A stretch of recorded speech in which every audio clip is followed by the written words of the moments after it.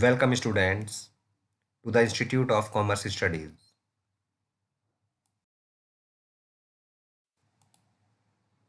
Now it is the time for theoretical questions. Question number 1. Suresh and Ramesh are partners in a firm with capitals of rupees 3 lakh and rupees 4 lakh respectively. They do not have a partnership deed. यानी कि partners के बीच में कोई भी agreement नहीं हुआ है return में. Ramesh wants to share the profits in the ratio of capital. लेकिन रमेश चाहता है कि प्रॉफिट डिस्ट्रीब्यूट होना चाहिए कैपिटल के रेशियो में, क्योंकि यहां पर रमेश ने ज्यादा पैसा लगाया है, इसलिए वो ऐसा चाहता है.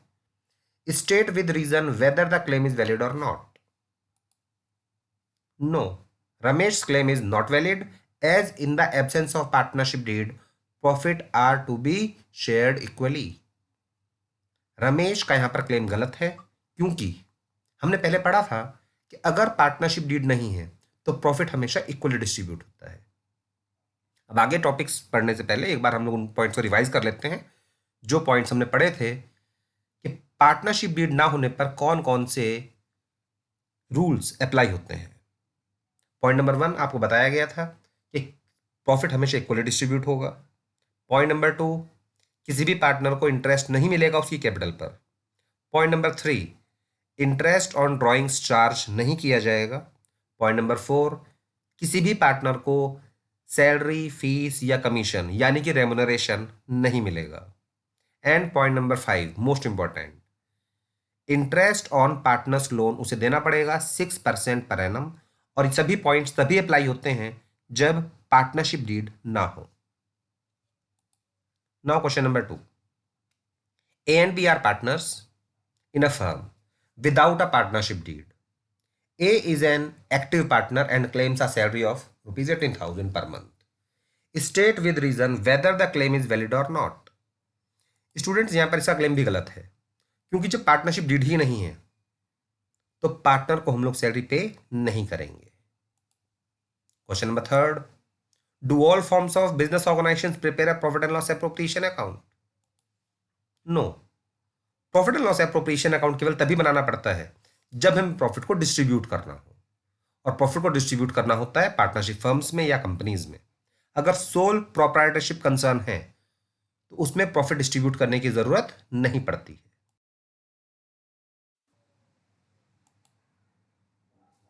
Can a partner B exempted from sharing the losses in a firm? If yes, under what circumstances. यानी कि क्या ऐसा हो सकता है कि किसी भी पार्टनर को लॉस से छूट दे दी जाए कि उसे केवल प्रॉफिट ही मिलेगा, लॉस होने पर उसे लॉस नहीं मिलेगा? और अगर हाँ ऐसा हो सकता है तो क्या स्थिति है? Yes, a partner can be exempted from sharing the losses in a firm if he is minor. अगर कोई पार्टनर माइनर है तो उसे केवल बेनिफिट्स के लिए पार्टनर बनाया जाता है, जिस वजह से उसे केवल प्रॉफिट होने पर ही प्रॉफिट मिलेगा, लॉस होने पर लॉस नहीं मिलेगा. या फिर इसका दूसरा आंसर एक और है, if all partners agreed that one or more of them shall not bear the losses. यानी कि सभी पार्टनर्स ने मिलकर या कुछ पार्टनर्स ने मिलकर ये डिसाइड किया है कि कोई एक पार्टनर ऐसा है जिसे लॉस नहीं दिया जाएगा. अगर पार्टनर्स के बीच में पहले ही एग्रीमेंट हो चुका है कि किसी एक खास पार्टनर को हम लोग लॉस नहीं देंगे, केवल प्रॉफिट होने पर उसे प्रॉफिट मिलेगा, तो फिर ऐसा हो सकता है. Question number 5. A, B, and C decided that interest on capital will be provided to each partner at the rate of 5% per annum. यानी कि A, B और C तीनों पार्टनर्स ने डिसाइड किया था कि उनको इंटरेस्ट मिलना चाहिए उनकी कैपिटल पर 5%. But after 1 year C wants that no interest on capital is to be provided to any partner.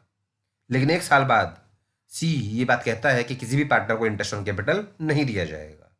State how C can do this. Students 2010 में बहुत से स्टूडेंट्स इस क्वेश्चन का आंसर नो लिख कर आए थे कि सी ऐसा नहीं कर सकता. यहां पर यह नहीं पूछा गया कि सी ऐसा कर सकता है कि नहीं कर सकता, बल्कि यहां पर यह पूछा गया है कि सी ऐसा कैसे कर सकता है. तो स्टूडेंट्स यहां पर सी ऐसा कर सकता है अगर बाकी सभी पार्टनर्स एग्रीड हों, यानी कि सभी पार्टनर्स की इसमें कंसेंट हो. और ये है सीबीएसई का आंसर. अब मैं अपने आंसर आपको बताता हूं जो स्टार्टिंग में लिखे हुए हैं. C can do this if there is no partnership deed in writing. C ऐसा कह सकता है अगर उनके बीच में पार्टनरशिप डीड राइटिंग में नहीं है, क्योंकि ओरल एग्रीमेंट का कोई महत्व नहीं होता। या फिर if there is loss to the firm after the accounts for the year have been prepared, यानी कि सभी अकाउंट बनाने के बाद हमें ये पता चला कि हमें इस साल प्रॉफिट नहीं बल्कि लॉस हुआ है। लॉस होने पर किसी भी पार्टनर को इंटरेस्ट ऑन कैपिटल नहीं दिया जाएगा, क्योंकि ये एप्रोप्रिएशन है। एप्रोप्रिएशन मीन्स अभी आपको बताया गया था पिछले टॉपिक में कि एप्रोप्रिएशन का मतलब है केवल प्रॉफिट होने पर ही वो डिस्ट्रीब्यूट होगा। अगर प्रॉफिट नहीं हुआ तो पार्टनर्स को इंटरेस्ट ऑन कैपिटल या फिर सैलरी पे नहीं की जाती, और ये बात इंपॉर्टेंट है। और थर्ड आंसर, ये सीबीएसई बोर्ड का आंसर है जो मैं आपको ऑलरेडी बता चुका हूं, if there is a consent of all partners. अगर सभी पार्टनर्स की कंसेंट है तो सी ऐसा कह सकता है कि किसी भी पार्टनर को इंटरेस्ट कैपिटल पर नहीं मिलेगा। Question number 6, if the partners capitals are fixed where will you record interest charge on drawings. अगर पार्टनर कैपिटल अकाउंट फिक्स्ड है तो इंटरेस्ट ऑन ड्रॉइंग को कहां दिखाएंगे? इसे शो किया जाएगा debit side of partners current account में, क्योंकि जब कैपिटल अकाउंट फिक्स्ड है तो कैपिटल अकाउंट में केवल दो ही चेंजेस दिखाए जा सकते हैं, कैपिटल इंट्रोड्यूस्ड या फिर capital withdrawn. Interest on drawing हो या ड्रॉइंग हो, वो सब कुछ हमें शो करना पड़ेगा पार्टनर्स करंट अकाउंट में। और यहां पर एग्जाम में ये बात भी शो करनी पड़ती है स्टूडेंट्स कि वो डेबिट साइड आएगा या क्रेडिट साइड आएगा। अगर आप डेबिट या क्रेडिट वर्ड नहीं लिखते हो यहां पर, तो यहां पर आपको केवल हाफ ही मार्क मिलेगा।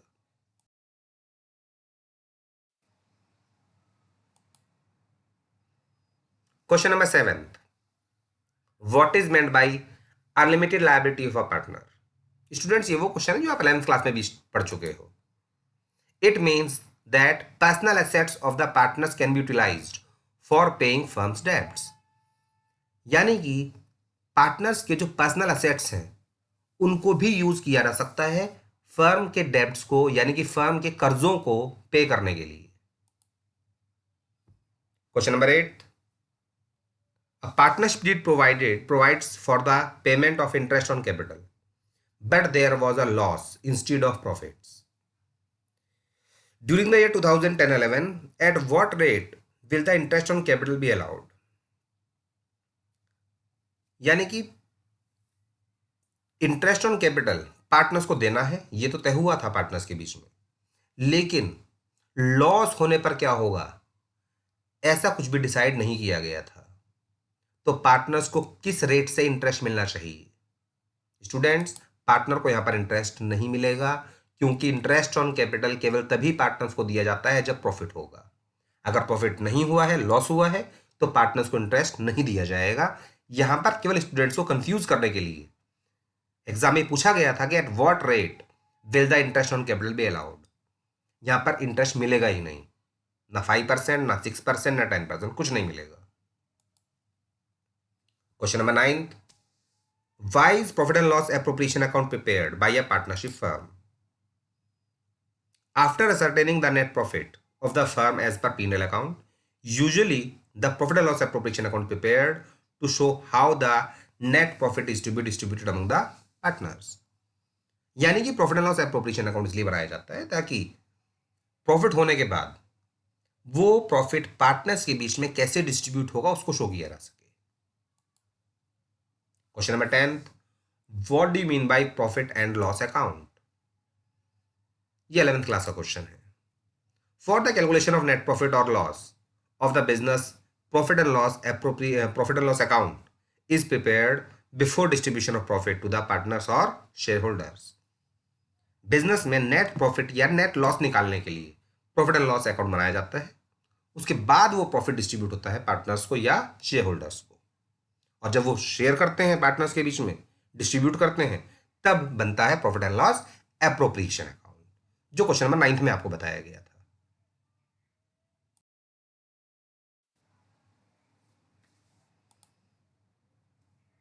Question number 11, Chaitali and Kajal are partners in a firm without a partnership deed. Students ये ध्यान रखिएगा, विदाउट अ पार्टनरशिप डीड। चैताली's capital is rupees 10,000 and Kajal's capital is rupees 14,000. Chetali has advanced a loan of ₹5,000 and claims interest at the rate of 12% per annum on it. Chetali ने firm को capital के अलावा 5,000 का loan भी दिया हुआ है और उस पर वो चाहती है कि उसको इंटरेस्ट मिलना चाहिए 12% per annum. State with reason whether her claim is valid और नॉट। तो स्टूडेंट्स यहां पर इसका क्लेम गलत है, क्योंकि अगर पार्टनरशिप डीड नहीं है तो लोन पर पार्टनर को इंटरेस्ट तो मिलता है, लेकिन 12% नहीं, केवल 6%। Question number 12, Alka, Barkha and Charu are partners in a firm having no partnership agreement. Alka, Barkha and Charu contributed 2 lakh, 3 lakh and rupees 1 lakh respectively. Alka and Barkha desire that the profits should be divided in the ratio of capital contribution. Charu does not agree to this. How will you settle the dispute? Alka and Barkha profit divide करना चाहते हैं capital ratio में, लेकिन चारू इस चीज से agree नहीं है। तो इनके ये मतभेद को कैसे हम लोग सॉल्व करेंगे? स्टूडेंट, जैसे कि आपको बताया गया था कि अगर पार्टनरशिप डीड नहीं है तो प्रॉफिट्स पार्टनर्स को हमेशा इक्वली डिस्ट्रीब्यूट किए जाते हैं। तो यहां पर चारू सही है, अलका एंड बरखा ये दोनों गलत हैं। इनकी बात नहीं मानी जाएगी और चारू के अकॉर्डिंग प्रॉफिट इक्वली डिस्ट्रीब्यूट किया जाएगा। Question number 13, why is it that the capital account of a partner does not show a debit balance in spite of regular and consistent losses year after year? ऐसा कैसे हो सकता है कि capital account debit balance show नहीं करेगा लगातार loss होने के बाद भी? ऐसा हो सकता है अगर कैपिटल अकाउंट फिक्स्ड है तो। When the capital accounts of the partners are fixed, they always show a credit balance. All transactions relating to profit or loss, drawings, salary, etc. are shown in the current account. अगर capital account fixed है तो capital account हमेशा credit balance ही दिखाएगा, debit balance यानी कि minus balance show नहीं करेगा। Minus balance केवल तभी शो हो सकता है कैपिटल अकाउंट में जब कैपिटल अकाउंट फ्लक्चुएटिंग हो।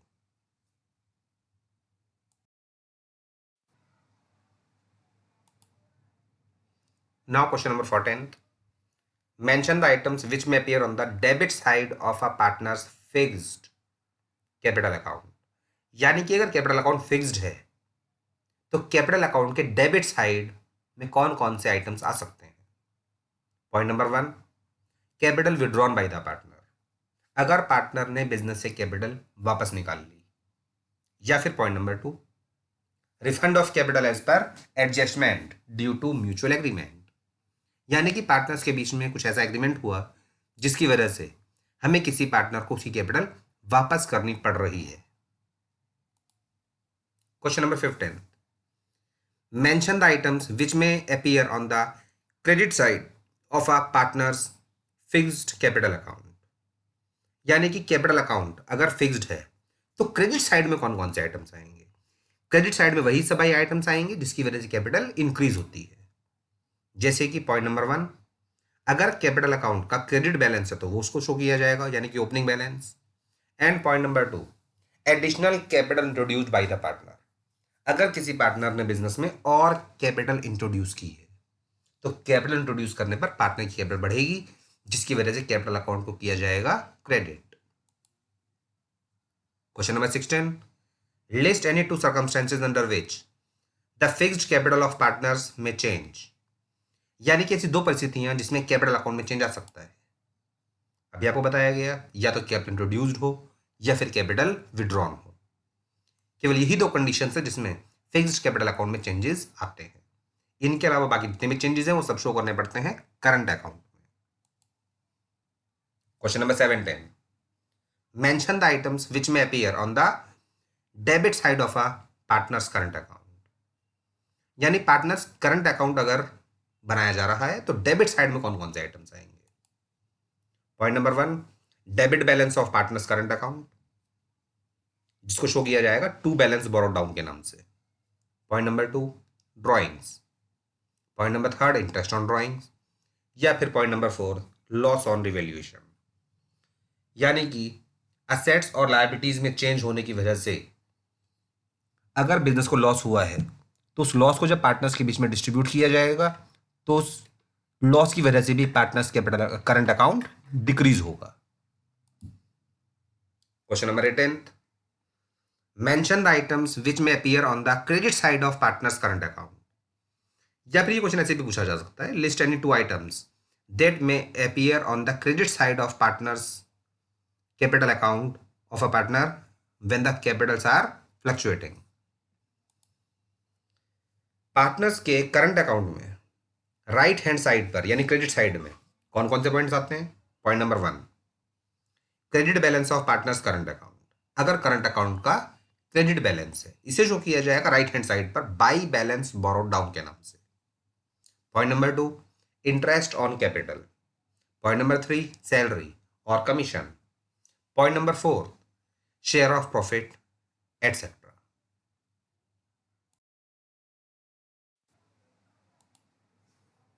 Now question number 9, 10th, name any 4 items which are shown in profit and loss appropriation account. यानी profit and loss appropriation account में कौन कौन से आइटम्स को शो किया जाता है? यहां पर सबसे पहले शो करेंगे प्रॉफिट एंड लॉस अकाउंट का बैलेंस। ये आएगा राइट हैंड साइड पर, जो शो करता है बिजनेस का प्रॉफिट। ये वो प्रॉफिट है जो हमें पार्टनर्स को डिस्ट्रीब्यूट करना है। देन इंटरेस्ट ऑन ड्रॉइंग्स, ये भी profit and loss appropriation account में क्रेडिट साइड आएगा, क्योंकि ये वो इंटरेस्ट है जो हमें पार्टनर्स से चार्ज करना है। जब हम लोग पार्टनर्स से उनकी ड्राइंग्स पर इंटरेस्ट चार्ज करेंगे तो इससे हमारे बिजनेस का प्रॉफिट बढ़ेगा, और प्रॉफिट बढ़ने पर उसे किया जाता है क्रेडिट। इंटरेस्ट ऑन कैपिटल को शो करेंगे debit side of profit and loss appropriation account, क्योंकि जब हम लोग पार्टनर्स को उनकी कैपिटल पर इंटरेस्ट पे करेंगे तो इससे बिजनेस का प्रॉफिट डिक्रीज होगा, और प्रॉफिट डिक्रीज होने पर उसे शो करना पड़ता है डेबिट साइड। यह हो सकता है कि इंटरेस्ट ऑन कैपिटल की जगह हमने पार्टनर्स को सैलरी पे की है या कमीशन दिया है। अगर पार्टनर्स को इंटरेस्ट ऑन कैपिटल, सैलरी या कमीशन पे किया गया है तो वो profit and loss appropriation account में डेबिट साइड आएगा। या फिर लास्ट पॉइंट, रिजर्व। अगर हमने बिजनेस में रिजर्व बनाया है तो ये भी profit and loss appropriation account में ही आता है। रिजर्व कभी भी प्रॉफिट एंड लॉस अकाउंट में शो नहीं किया जाता। ये किस में आएगा? Profit and loss appropriation account में। Question number 20, A and B are partners in a firm. There is no partnership deed among them. B has advanced a loan of rupees 5,000 and claim 10% interest on the loan advanced. Comment with reason. जैसा कि आपको पहले भी बताया जा चुका है कि अगर पार्टनरशिप डीड नहीं है तो किसी भी पार्टनर को उसके लोन पर इंटरेस्ट तो मिलेगा, लेकिन इंटरेस्ट 10% या 12% नहीं मिलेगा, केवल 6% ही अलाउड होगा। Question number 21, mention the items which may appear on the debit side of P&L account, P&L appropriation account. Debit side में भी आपको ऊपर भी बताया गया था क्वेश्चन नंबर 19 में, इंटरेस्ट ऑन कैपिटल आ सकता है, सैलरी अगर हमने पार्टनर को दी है वो आ सकती है, या पार्टनर को हमने कमीशन पे किया है तो वो आ सकता है। इन तीनों के अलावा एक पॉइंट और बताया गया था आपको ऊपर, रिजर्व। ये भी डेबिट साइड में आ सकता है profit and loss appropriation account में। Mention the items which may appear on the credit side of profit and loss appropriation account. ये भी आपको ऊपर बताया गया था क्वेश्चन नंबर 19 में। अगर नेट प्रॉफिट बिजनेस में है तो वो प्रॉफिट हम लोग शो करेंगे P&L अकाउंट के नाम से जब बनाएंगे profit and loss appropriation account. और point number 2, interest on drawings. अगर हमने पार्टनर से ड्राइंग्स पर इंटरेस्ट चार्ज किया है, ये दोनों पॉइंट्स आएंगे profit and loss appropriation account में credit side. Question number 23, explain any 2 rights of a partner. Point number 1, if the partner has advanced loan to the firm, he is entitled to receive interest on loan lent by him at the agreed rate of 6%. यानी कि अगर किसी partner ने firm को loan दिया हुआ है तो उस लोन पर उसको इंटरेस्ट मिलेगा 6% पर एनम, और ये उसका अधिकार है। Point number 2, in the absence of agreement every partner has a right to be shared profit equally. यानी कि अगर पहले से कोई एग्रीमेंट नहीं है, अर्थात डीड बनाई ही नहीं गई, तो पार्टनर के पास ये अधिकार है कि उसे इक्वली प्रॉफिट मिलना चाहिए। Question number 24, that is the last question. Explain any two duties of a partner. A partner may not carry on business competing with the firm. आपको पहले भी बताया गया था कि कोई भी पार्टनर फर्म से मिलता जुलता कोई दूसरा बिजनेस नहीं कर सकता जो उसी के पार्टनरशिप फर्म को कंपटीशन दे। And always give attention to the firm, यानी कि हर एक पार्टनर का ये कर्तव्य है कि उसे अपने बिजनेस की ओर ध्यान देना होगा।